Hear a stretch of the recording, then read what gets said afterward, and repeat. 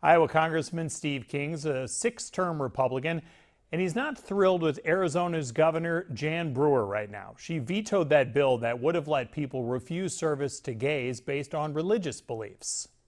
When you're in the private sector and you're an individual entrepreneur with God-given rights that our founding fathers defined in the Declaration, you should be able to make your own decisions on what you do in that private business.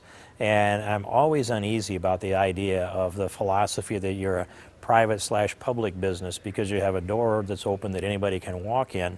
That doesn't mean that you have to perform any kind of service that they demand. Although it's clear in the civil rights section of the code that you can't discriminate against people based upon, I'm not sure I've got the list right, but race, creed, religion, color of skin, those kind of things. And there's nothing mentioned in there on self-professed behavior, and that's what they're trying to perfect is special rights for self-professed behavior. And I think it's difficult for us to define a law that would protect behavior.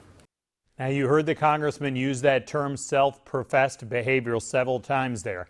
I asked him if that means being gay is a choice. I don't know whether it's a choice or not. I think that exists across the continuum in some type of a curve, and I don't know what that curve actually looks like. I think some's nature and some's nurture. Some might be purely each, but I think a lot of it is a combination of nature and nurture. And but the one thing that I reference when I say self-professed is, how do you know who to discriminate against? They about have to tell you.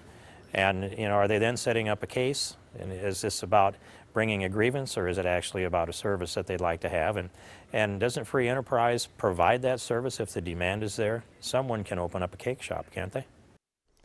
When it comes down to it, Congressman King says he does not want exceptions built into special protections that the forefathers did not address.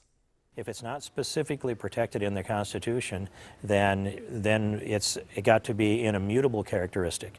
That being a characteristic that can be independently verified and can't be willfully changed. And when we get into the area of even hate crimes legislation, I've opposed that because you're punishing people for what you think went on in their head at the time they perpetuated a crime. And it's a murky area of the law. We've not gone that way until the modern era, and I think it gets very, very messy.